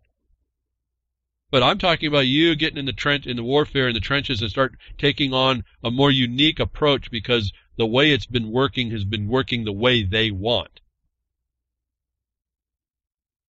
And understand the seated decisions involved here. What I've offered to you is you take out that seated decision. And when you get it on record, they don't have the duty to stand down and to assert. You also impliedly then get the fact that the Second Amendment right to keep and bear is to the individual, and they have to step up because it's that important. You've essentially proved your point. And if you understand how this starts to build the record that I've been telling you to build, when they start taking things away from you, how to reestablish that. And you do these essentially, quo warranto in a writ. You do it on the equity side with the infringement. You do it as a violation to you because it is a ban and not just a regulated use. You now start to bring it more to the point where the Supreme Court has to kind of engage it. I don't know why the Supreme Court didn't do it unless they want to bring on this agenda. They want your guns. Why? Because they're the occupying force. I think that there's tools in law to bring to bear to start to show everyone who doesn't have a clue what the clue is they're supposed to have. Anyway, so this is I looked at this very serious problem. This is, really a serious problem, what's being established at this point. You're going to have to look at this issue and find out what's going on with the Supreme Court, why they didn't take it, and you're going to have to make the case to get around that obstruction by their inaction.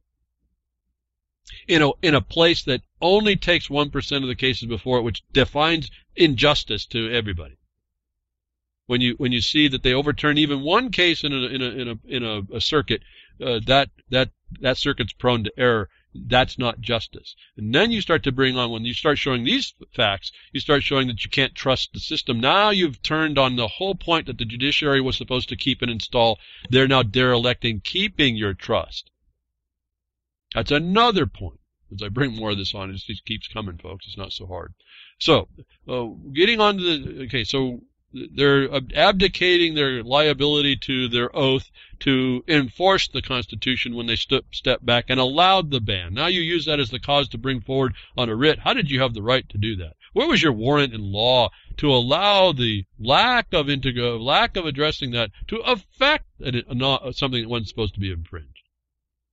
That's a self-evident proof on its own. You probably won't get an answer, but the rules of equity would say, or the writ, because it's a writ of war and tow, the burden's on them, and the failure to do that is actually concession. Again, their silence on that point confesses their wrong and their harm. I would take that and go back and invalidate the other part of it as well, and just keep pushing the record. Whether or not you agree with all this, it doesn't matter to me. That's how you have to do it. If you do nothing, then you got none of it. Nothing.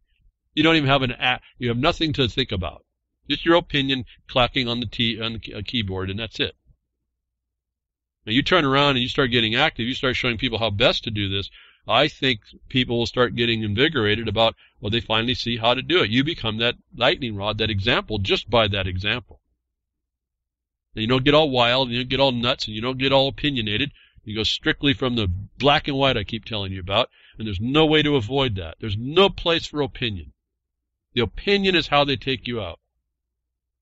So moving over to this, what is the system made to do, and we haven't allowed it to do? What I've been telling you, the Supreme Court was mandated by its establishment and its purpose to make these calls about someone's encroachment on things that are not encroachable. And they were supposed to stand in the gap and stop it. And I've just pointed out that system was designed to do that, and it failed. That's a culpable liability. I was talking last week, and I'll move on to this, where the world coming on us is not going to be in a place that there is any liability and culpability attributable, because the system is not designed like that. And now we're talking about this thing called AI again. You might think that the whole system, the government right now is a big AI, and it somehow can be looked at. But now I'm talking about this digital world they've got in, where we're looking at in the Constitution that the courts are required to step in where they don't. It's dereliction, evasion of their duty by their oath, and all this other stuff you can throw in there. Line item. It's not on and on and on. You just make that statement, complaint, into the unreal world, the digitized world of non-culpability. Why? Because the system's not designed to do that. And I touched base at the close of last broadcast about these autonomous vehicles, that in the recent stories that we've been now seeing is a latent problem that I think people are going to have to be aware of.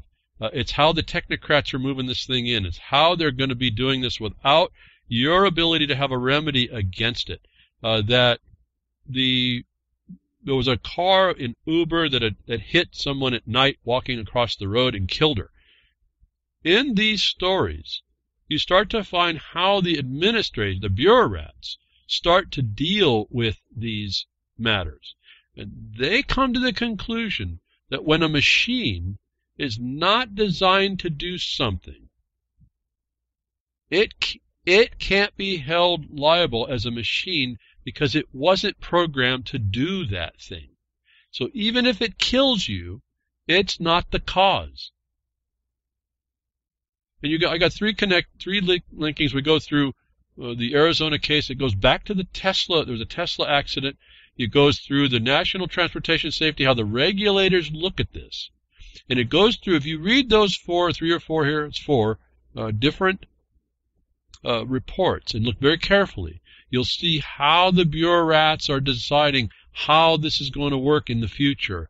And you're going to see that unless a system was designed to do something, if your AI is not programmed to do what it's not supposed to do, if it harms anybody, anywhere, it can't be held liable. Should be a problem for you. It is not an equality standard against you. In fact, it makes you the causative harm in this AI future. And so this is the problem I have also about AI. Even calling it AI is a fraud. It's a disservice to everybody. It's not AI. It's not an artificial intelligence. I don't think I can see a way that they can get there to artificial intelligence. They can do some digital magic.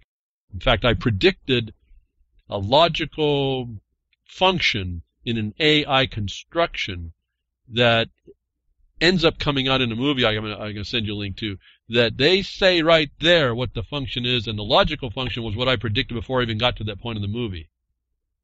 In other words, the outcome of a decision that has to be made is simply a coded exclusive OR gate. And when you put the computer does that, it's a very fast function. So it's lightning fast, it looks really impressive, but it's only coming out with what a programmer said it was supposed to come out with. In other words, that's outcome based. You're always starting in consensus. You already got a felony going to start with. but you can predict what these computers are going to have to do in order to come to decisions. It's not artificial intelligence. That's logic programming. And so this artificial intelligence and these machines that are putting us among us are already being told they can't be viable, they can't be liable or culpable because they're not designed for us. It's not much different than you leaving open the cops without policy constraints and constructing how they're going to function. So when you don't have the constraint, when it goes to kill you, it's not held liable. Is your AI coming out now to do the same thing to us all? And now a lady's died. I was going to go through a little more of that story, but a lady's died in Arizona. Maybe you heard about that story. The car couldn't see it. I saw the video. I'll tell you what, I think actually the headlights were too low. You could not see this lady. This lady came out from nowhere. But this car should have been able to see it. But because it wasn't designed to see that, it was not held culpable, liable to the problem. It did not cause that accident. Not unlike what happened to Tesla car when that guy got run into a semi. The car was not designed to see that condition, and because it was not designed to see that condition, it could not be held to having to see the condition. And I think we're missing the point at that point. I want you to be aware. Our systems have to be relating to reality, not the function of the machine. In other words, the policy standard will be, it has to be able to see that standard or it's culpable. You see how they turn this around on us. And we're not there to make that statement. I made a comment about this to, I think, Media Monarchy. It says here, notice Media Monarchy. The technology is not considered impaired. Neither the victim nor the backup driver showed any signs of impairment, Elcock said in one of the stories. And so this shows you only humans are defective. That's the only analysis that they made, was the two victims of this accident were not impaired. That's what I put hashtag sustainability. The victims nor the backup driver showed any signs of impairment. They were looked at the causative problem for being under the influence to cause the problem because the machine was not designed for the problem it caused. Has got to be a thought you better run through your brain because this is the way this whole thing works. It's a counterintuitive nonsense. These legalisms. It's because they don't have a policy up front of what the machines have to be built to meet. No different than your cops don't have a limit. You see your cops are running under artificial non-intelligence. It's just programmed response. Another comment came out. I believe autonomous vehicles are going to play a big role in traveling in our future, but the development of technology before improving city landscapes, infrastructure, and developing a movement pattern for cities to match, it will never succeed. And I come back and I say, correct. They will have to remove the defective human parts completely, but only gradually. And I give them a link of a New York Times article. If there is a defect identified, it's not enough to do a software update. Was one of the standards that when they can't do a software update to fix it, it wasn't designed, it can't be held culpable. When those machines kill you, you will have no remedy. Is your technocratic future. And these modal highways and corridors will eventually be set up that there will be no people in them. You, the human animal, you're the animal like a deer. You're the undesirable element. And you will have to be removed from this AI system, which is not artificial intelligence. It's got to be the biggest crime against people I know, is to call this stuff artificial intelligence. It's not. And I found, came up in the Twitter somehow or whatever, a video you could watch. I was just, I kind of get excited a bit too. I was yelling at the screen for probably 40 minutes in this thing. I couldn't handle what they were saying, all the mischaracterizations of it. But then after the first 40 minutes, they started getting to the truth of it. It's called, Do You Trust This Computer? And so, notwithstanding my response and reactions to it, I think you need to see where this is all going. You need to incorporate what I've been just telling you when you watch this and get through the whole process and think about what they're showing us there. Think about the cautionary points that are being made. Think about how this culpability thing rolls out. Think about your place within that. I mean, my view of this, when I first saw the opening, it says, do you trust this computer or not? It's a computer screen. I would have clicked, no, I don't. I would have been out of the program pretty quick. I wouldn't have gotten to watch the rest of the movie if I had that actual choice. Anyway, so it's a movie and you get to watch it. But you listen very careful to what they're talking about. You listen very careful to what's being said. In fact, I highlighted a couple of conversations here that were made, two comments, one made by Dr. Herman. He's a surgeon doing a very delicate procedure, utilizing a very fantastic technology. I'm with the technology, but it's what it's used for and what we expect out of this stuff. He's doing surgeries he could never have done 10 years ago, but there's these limitations. And one of the limitations you'll find when you listen carefully is the exception. I want you to pay very close attention to the exception. That's the failure point. But he says this: the computer just does what it's supposed to do, and he knows that. He has to integrate that problem. It's not intelligent. For as fantastic as it looks like it's intelligent, it's not. It just does what it's supposed to do. Like that little microphage. Professor Jay Kaplan stated, and this has been my point about this, the truth is machines are natural psychopaths. And it's not about the feelings that a computer will be thought to have. They are strictly executors of an instruction set. And as I hashtag on this, I state here, not artificial intelligence, but premeditated programmed performance. Hashtag exception intolerant. Hashtag you are an exception. Hashtag behind the woodshed, if you choose to take it. The human is the exception to the so-called AI environment that's placed in the real world. And it doesn't handle those exceptions really, really well. That's an however quality the programming will be, any exception will cause the harm that it will not be culpable to. And that harm usually will end up harming somebody, property, or death. And so this is not really to be trifled with. Fascinating movie to watch. Notwithstanding my responses to, I don't like the misinformation about how they talk to you, but they do explain to you the limitations, and we're walking just square in the face of all that. And this is not very exception tolerant, because you're talking about people's lives in an instant that are not programmed into a system that will not be held to its cause. And that is what we need to look forward in these policy making considerations in any non-thinking entity organization, including and beyond hashtag blue is. We are going to have to really step up here and look, and we have to be the advanced thought to all these players and gamers in the system taking advantage of your silence and ignorance. It's what I've been saying all the time. It's like I think about this thing. I've been training for this day. We're here now, folks.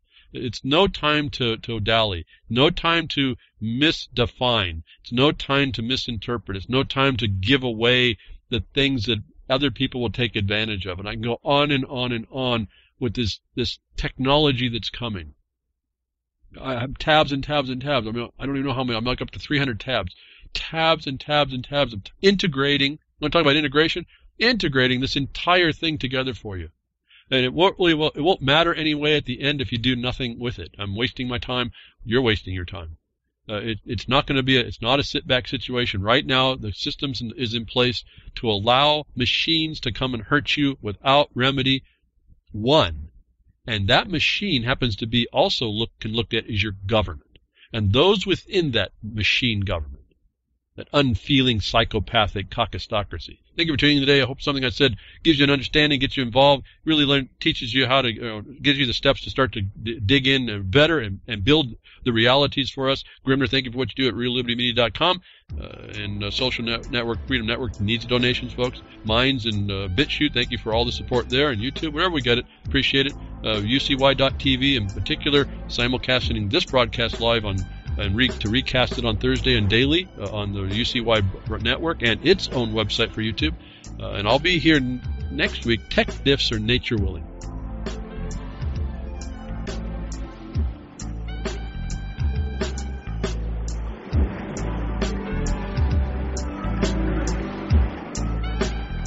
Well, that's another lesson. I hope with today's information you can take it to those that misbehave.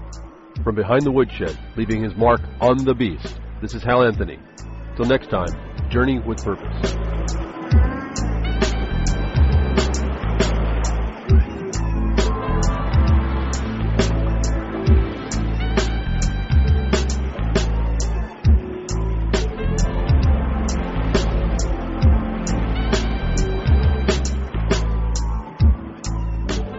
So that's what opening up a can of whoop-ass feels like. Son, you just opened a whole case of whoop-ass.